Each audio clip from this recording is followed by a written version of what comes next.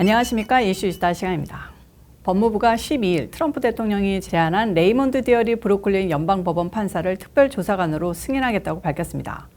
갑작스러운 법무부의 발표에 대통령의 또 한 번의 사법적 승리라는 평가가 나오고 있습니다. 디어리 판사는 앞으로 FBI가 대통령의 플로리다 마라라고 자택에서 앞선 수천 건의 문건을 하나하나 판별하고 이것이 대통령이 전직 대통령으로서 갖는 특별 권한과 권리를 손상할지 안 할지를 결정하게 됩니다. 그 후에 FBI는 이에 대한 본격적인 조사에 돌입하고 기소 가능 여부를 판단하게 되는 겁니다.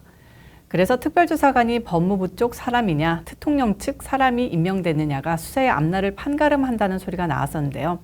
이렇게 결정돼 버리니까 대통령에게 좀 더 유리한 국면이 펼쳐지게 된 겁니다.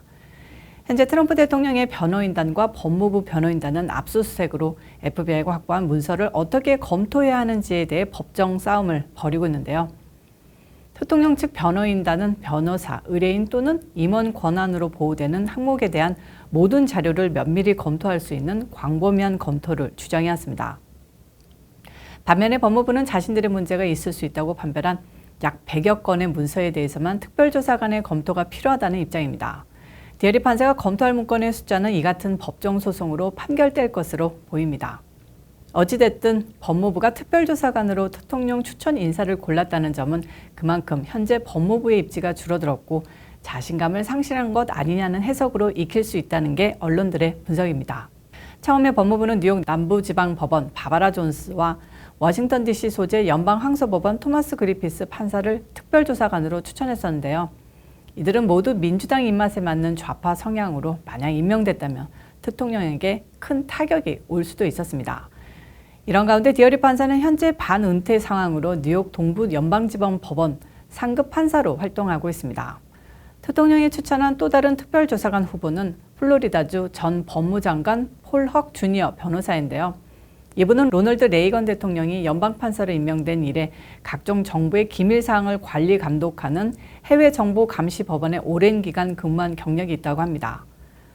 이런 부서가 있는지는 저는 처음 알았는데요. 만약 이분이 특별조사관으로 임명됐다면 꼼꼼히 FBI가 입수한 모든 문서를 하나하나 검사했을 것 같은데요. 법무부가 이런 깐깐한 분을 피하기 위해 나름 차악을 선택한 것 아닌가 싶기도 합니다. 이런 상황에서 현재 대통령의 기밀 문건 반출권을 두고 양측이 주장하는 바를 다시 한번 짚어보겠습니다. 우선 연방법무부는 지난해 1월 트럼프 전 대통령이 퇴임하면서 특급 기밀이 포함된 방대한 양의 정보 문서를 무단 반출했다며 수사를 벌이고 있습니다.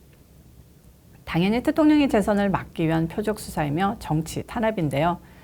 그들의 주장에 따르면 미국의 대통령 기록법에 따르면 퇴임하는 대통령은 모든 정보 문서와 사진 등 모든 공적 자료를 국립문서기록관리청에 제출해야 하는데 대통령이 이걸 어겼다는 겁니다.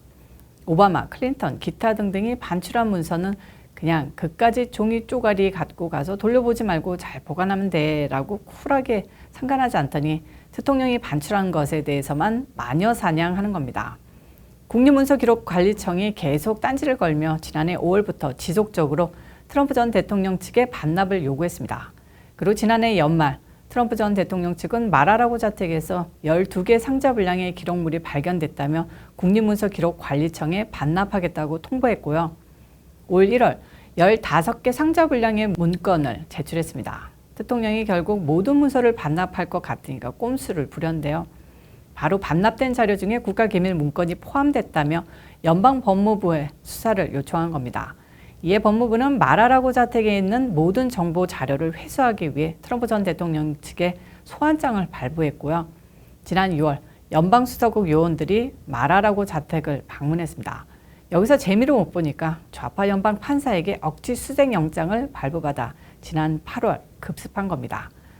법무부는 여기서 1만 1천 건이 넘는 자료를 확보했다고 마치 대통령이 대단한 범죄를 저지른 것처럼 떠벌렸는데 확인해 보니까 99.99%는 다 일반 문서나 잡지, 기타 등등이었고 딴지를 걸 만한 건은 채 수십 건도 되지 않았습니다. 그래도 법무부는 대통령의 주요 국가기밀 개인 편지나 잡지, 사진 등과 마구 섞어 함부로 보관하는 등 국가기밀 훼손 또는 은닉했다며 문서 무단 반출에 대해 방첩법 위반, 사법방해, 정부기록의 불법적 처리 등의 혐의를 놓고 수사를 진행하고 있다고 합니다. 이게 말이 되냐? 이게 바로 대통령 측의 입장이죠. 우선 대통령은 국가 기밀을 무단 반출한 적 없다는 겁니다. 대통령은 법무부가 말하는 기밀 문건들은 이미 자신이 재임 당시 기밀을 해제했기 때문에 더 이상 기밀 문건이 아니며 따라서 기밀 문건을 무단 반출한 게 아니라는 입장입니다. 여기에 지난달 FBI의 압수수색은 논란에 기름을 부은 꼴이 됐는데요. 트럼프 전 대통령은 정치적 표적 수사라고 반발하고 있습니다. 이는 대통령의 주장만이 아니고 대부분 보수 우파 및 법조계의 견해가 일치합니다.